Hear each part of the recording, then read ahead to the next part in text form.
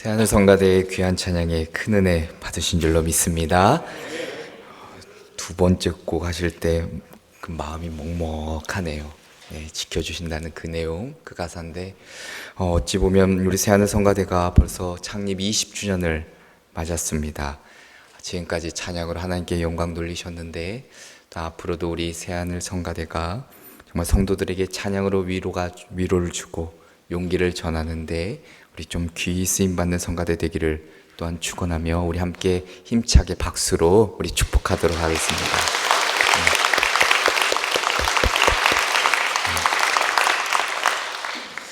이렇게 은혜가 있으면 설교하기가 참으로 어렵습니다. 자, 오늘 말씀의 제목은 우리가 주보에 나와 있던 대로 하나님은 당신을 사랑하십니다입니다. 자, 우리 전후좌우로 오랜만에 한번 이렇게 좀 인사하겠습니다. 하나님은 당신을 사랑하십니다. 인사하겠습니다.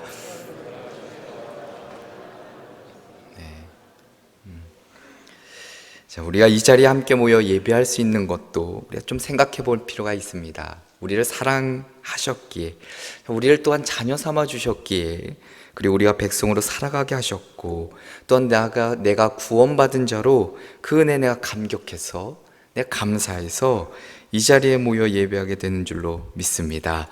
그래서 우리가 그 사랑, 그 은혜 우리가 잊지 말아야 되겠죠. 자, 예수님이 여러 가지 비유로 천국에 대해 말씀해 주셨습니다. 자, 그런데 반면에 또 우리가 좀 듣기 거북한, 좀 부담되는 지옥에 대한 이야기도 분명히 말씀하셨지요. 마가복음 9장 48절에 보면 지옥을 어떻게 묘사하냐면 거기에는 구더기도 죽지 않고 불도 꺼지지 아니하느니라 이야기합니다. 자, 예수님이 저 지옥에 대해 구더기도 죽지 않고 꺼지지 않는 불이 있는 곳이다 라고 이야기하죠. 자, 근데 마태복음 25장 41절에도 무엇이라 얘기하냐면 저주를 받은 자들아 나를 떠나 마귀와 그 사자들을 위하여 예비된 영원한 불에 들어가라 이야기합니다.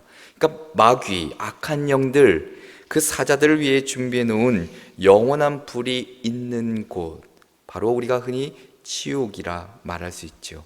자, 누가복음에 보면 지옥에 간 부자가 등장합니다. 너무나 고통스러워서 이 손가락 끝에 물을 찍어서 내 혀를 서늘하게 하소서라고 그렇게 부르짖으며 괴로워하는 장면이 기록되어 있죠. 끝없이 고통만 있는 곳, 바로 지옥이라 말할 수 있습니다. 심판받고 멸망한다는 것이 바로 이런 것이죠. 자, 그런데 반면에 마태복음 13장 44절에 보면 천국에 대해 이렇게 비유하고 있습니다. 천국은 마치 밭에 감추인 보화와 같으니 사람이 이를 발견한 후 숨겨두고 기뻐하며 돌아가서 자기의 소유를 다 팔아 그 밭을 사느니라 이야기합니다. 자, 이 말씀은 우리가 꿈꾸는 천국, 바라는 하나님의 그 나라, 그 구원의 소중함, 그 가치에 대해 말씀해주고 있죠. 그러니까 내가 가진 소유를 다 팔아서라도, 내가 가진 모든 것을 내어놓는다 하더라도 꼭 소유해야 할 보화 같은 아주 귀한 선물을 우리에게 일러주고 있습니다. 자, 그러면 천국과 지옥이라는 두 가지의 사실을 우리가 생각해야 되는 이유가 무엇일까? 객관적인 사실이자 부인할 수 없는 사실 중에 하나는 바로 우리가 영원히 이 세상에 살지 못하는 존재이기 때문입니다. 결국 우리의 삶에는 그 끝이 다가온다라는 것이죠. 자, 하나님을 미소 짓게 하는 이야기라는 책 안에 조그만 그 단락 같은 이야기가 하나 있는데 이렇게 시작합니다. 안병동에서 일하는 어느 의사의 글입니다. 자, 안병동에 보니까 앞으로 많이 살아야 2달, 길어야 6달, 그런 사람들이 아주 그 안에 가득한 것이죠. 자, 그런데도 하루하루가 조금 따분하다 보니까 많은 사람이 모여서 이렇게 우리 그 그림 맞추기, 화투를 이렇게 친다는 거죠. 자, 그 중에는 돈을 따는 사람들도 있고 이러는 사람도 있겠죠. 자, 그러면서 야, 오늘 내가 2만 원 땄다, 야, 3만 원 땄어 라고 어린아이처럼 그렇게 좋아한다고 합니다. 자, 이제 2달, 석 달, 6달이면 이 땅을 떠날 사람이 2만 원, 3만 원 땄다고 기뻐하는 모습을 바라볼 때 그 의사는 그 마음에 한없는 서글픔, 그 아픔을 이야기해주고 있습니다. 사실 우리도 마찬가지지요. 우리가 내일을 누구도 알 수 없기에, 여기 서 있는 저 역시도 내일을 알 수 없기에 우리가 이 2달이든 석 달이든 20년이든 30년이든 그 가는 것은 시간의 차이일 뿐, 하나님이 부르실 때 내가 모아놓은 재물, 내가 쌓았던 실력, 내가 경험했던 경력, 명예, 아무것도 가져갈 수 없다는 사실입니다. 오히려 죽음 이후의 그것 때문에 두려움과 염려로 세상에 더 집착하고 온갖 욕심과 이기심에 한평생 살아보니 어느덧 이 땅을 떠날 때에 아무런 것도 소유할 수 없고 심판받아 천국에 들어가지 못하는, 이 땅에서 살아봐야 100년 남짓한 그 죽음 이후를 깨닫지 못하는 어리석은 삶을 살아갈 때가 있다는 것이죠. 물론 여기 모인 예수 그리스도를 믿는 우리 성도님들은 아니겠지만, 그러나 여전히 저 밖에는 예수 그리스도의 복음 소식을 알지 못하고 여전히 심판의 그 자리에 서 있는 수많은 영혼들이 있다는 것입니다. 그것 때문에 우리가 전도하는 겁니다. 내 남편, 내 아내, 내 부모, 내 자녀, 아직 하나님의 구원의 기쁜 소식을 알지 못하는 그들에게 어떻게 하시겠습니까? 심판의 날이 다가오는데, 우리가 그래서 복음의 기쁜 소식을 우리가 끝날 때까지 전해야 될 사명이 우리에게 있다는 것이죠. 자, 그래서 오늘 말씀처럼 하나님이 세상을 이처럼 사랑하사 독생자를 주셨으니 이는 그를 믿는 자마다 멸망하지 않고 영생을 얻게 하려 하심이라 라는 이 말씀, 죄로 인한 멸망, 영원한 죽음으로부터 벗어나는 그 은혜를 약속해 주셨고, 하나님의 나라, 그 백성이 되고 하나님의 자녀가 되는 은혜를 우리에게 허락해 주셨는데, 그 근간, 그 기초에는 무엇이 있는가? 하나님이 우리를 향한 그 사랑이 있다라는 것입니다. 자, 그렇게 우리가 예수 그리스도를 믿음으로 구원받아 저 천국 하늘나라 소망을 바라보며 살아갈 수 있는 것, 내가 가장 값지고 소중한 것을 소유한 자처럼 감사함으로, 기뻐함으로, 또한 멸망하지 않음에 내가 영생을 얻었음에, 하나님의 자녀가 되었음에, 구원 받았음에 내가 감사하며 살아가야 된다라는 것이죠. 자, 오늘 본문을 보면 우리가 앞절을 읽지 않았지만 오늘 본문은 이런 이야기가 연결되어 있습니다. 니고데모가 예수님을 찾아온 이야기죠. 밤에 예수님을 찾아옵니다. 자신이 정말 확실하게 하나님 나라에 들어갈 수 있는 길을 찾고자 합니다. 오늘 본문이 예수님이 니고데모에게 결론적으로 하신 말씀입니다. 니고데모가 누구입니까? 바리새인이지요. 마태복음 23장을 보면 예수님은 반복해서 바리새인들을 향하여 무엇이라 얘기하냐면 외식하는 자들아 라고 질책합니다. 그들은 겉으로는 사람에게 되게 옳게 보이고 믿음 좋아 보이지만, 그러나 그들의 내면, 그들 안으로는 여전히 외식과 불법이 가득했기 때문이죠. 자, 니고데모도 예외는 결코 아닙니다. 그도 바리새인이었기 때문에 그 역시 외식하는 자에 불과했죠. 자, 니고데모가 하나님 나라에 들어갈 확신이 부족했습니다. 염려가 되었죠. 그래서 이 문제에 대한 해결을 찾기 위해 니고데모는 남들이 보지 않는 그 밤에 예수님을 찾아가게 됩니다. 예수님이 행하신 표적들을 보니까 분명 하나님께로부터 오신 선생인 줄 그가 알았죠. 그러니 혹시 내가 미처 깨닫지 못한 게 있을까? 내가 더 철저히 지켜야 될 것은 무엇인가? 그 물음에 예수님에게 묻고 있는 겁니다. 자, 지금까지 니고데모는 내가 무엇을 행해야만 하나님 나라에 들어갈 수 있다 여겼죠. 그러다 보니까 아무리 애를 써도 니고데모는 구원에 대한 확신이 서지를 않았다는 겁니다. 그런 니고데모에게 예수님 오늘 놀라운 구원의 복음을 이야기해주고 계십니다. 또한 그 안에 담긴 하나님의 사랑을 우리에게 보여주고 계십니다. 바로 오늘 그 사랑을 함께 나누고 또한 기도의 제목을 얻고자 합니다. 그 첫째로는 구원을 이루시는 사랑입니다. 구원을 이루시는 사랑입니다. 자, 인생에서 가장 아름답고 그리고 가장 고귀하고 소중하고 가치 있는 것을 말한다고 한다면 그것은 바로 사랑이라 말할 수 있습니다. 사랑이라는 게 그렇지요.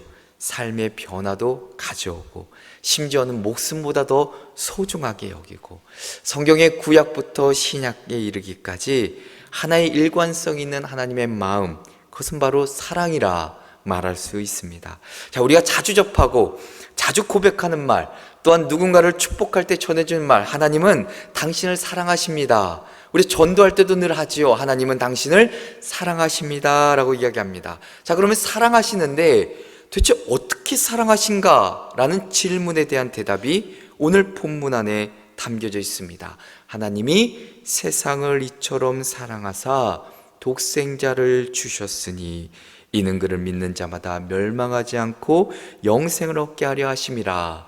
아마 여기 계신 모든 성도님들 이 구절 다 외우고 계시죠? 유명한 구절입니다. 믿지 않는 자들에도 한 번쯤은 들어봄직한 구절이지요. 그만큼 잘 알려져 있는 말씀. 여기에 사랑이라는 하나님께서 인간을 향한 그 사랑의 깊이와 넓이를 정확하게 일러주고 있는데, 자, 그 첫 번째 깊이는 바로 독생자를 주셨다라는 겁니다. 하나님이 우리를 향한 그 사랑의 깊이가 어느 정도인가? 바로 오늘 독생자를 주셨다라고 이야기합니다. 주셨다라는 것, 그 아들을 포기했다라는 겁니다. 예수 그리스도의 생명을 그 선물로 우리에게 주신 것이지요. 예수 그리스도라는 그 아들, 하나님 편에서 볼 때 얼마나 값지고 소중한 생명입니까? 우리 자녀들 다 있을 텐데 자녀들 볼 때마다 내 목숨을 줘도 아깝지 않을 만큼 얼마나 소중하고 가치 있고 귀합니까? 자, 그런데 예수 그리스도를 우리에게 내어주셨다라는 것은 하나님의 사랑의 깊이가 그보다 더할 수 없음을 우리에게 일러주고 있죠. 어느 누가 그 자식을 함부로, 그리고 우리에게, 남에게 나눠줄 수 있겠습니까? 바로 하나님의 그 사랑의 깊이를 독생자를 주셨으니 라고 이야기하고 있습니다. 자, 그러면 하나님의 그 사랑의 넓이가 얼마나일까요? 바로 오늘 말씀에 보니까 세상을 이라고 이야기합니다. 하나님의 사랑의 범위를, 그 넓이를 이야기할 때 세상을 이라 이야기하죠. 자, 흔히 성경에 등장하는 이야기의 대부분은 이스라엘이라는 나라, 그 민족, 그 백성에 초점을 맞추고 있는데, 자, 그러다 보니까 유대인들의 생각에는 하나님의 선민, 택한 백성이었던 자기들만 사랑하는 것으로 생각합니다. 자, 그런데 하나님께서는 이 사도 요한을 통해 유대인들의 고정관념, 그들의 잘못된 생각을 여지없이 깨트리시죠. 하나님의 사랑은 모든 인류에게 동일하다라는 것을 말씀해주고 있습니다. 그래서 하나님이 세상을 이처럼 사랑하사, 세상을 이라고 이야기하죠. 믿는 자들도 포함되겠지만 그 안에는 죄인도 포함되어 있고, 잘 살거나 못 살거나, 열심히 있거나 없거나, 그 못한 사람도 다 포함되어 있다는 사실을 우리는 발견할 수 있습니다. 자, 온 세상 사람들을 사랑하시고 이들을 구원을 위해 독생자 예수 그리스도를 우리에게 내어줬다는 사실, 오늘 말씀은 어찌 보면 우리를 향한 하나님의 사랑의 고백이 담겨 있음을 볼 수 있죠. 온 우주의 천한 만물보다 한 사람의 그 영혼, 정말 작은 하찮은 이 나라는 존재, 이 생명을 사랑하시는 그 마음이 담겨져 있다는 겁니다. 그 사랑의 구체적인 증거가 무엇입니까? 바로 예수 그리스도를 우리에게 보내주신 사건이겠죠. 세상에는 너무나도 숭고하고 너무나도 본받을 만한 사랑이 참 많습니다.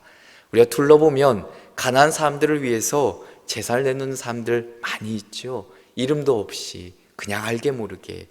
또한 오지에 가서 저 멀리 가서 병자를 돌본 사랑, 그런 사람들도 있습니다. 사랑을 실천하려고. 위험에 처한 사람들, 간혹가다 자기 몸을 막 던져서 그 구원을 구하는 사랑도 심심찮게 보지요.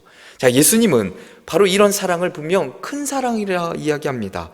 사람이 친구를 위해 자기 목숨을 버리면 이에서 더 큰 사랑이 없다. 분명히 요한복음 15장 13절에 이야기해주고 있습니다. 그러나 아무리 큰 사랑도 못하는 것이 있지요. 바로 자기 아들을 내어주는 그 사랑은 누구도 못합니다. 누가 감히, 여기 있는 누가 그것을 가능케 하겠습니까? 근데 그 일을 누가 하셨는가? 하나님 아버지께서 하셨다는 것이죠. 우리의 죄, 우리의 연약함, 우리의 이기심, 우리의 욕심, 우리의 아픔, 슬픔과 고통, 그 문제, 내가 짊어지고 있는 질병의 문제까지도 세상의 모든 것으로부터 구원하시기 위해 예수 그리스도를 보내주시고, 더 나아가서는 십자가의 죽음과 그리고 부활을 통해 영원한 생명, 그 하나님의 나라를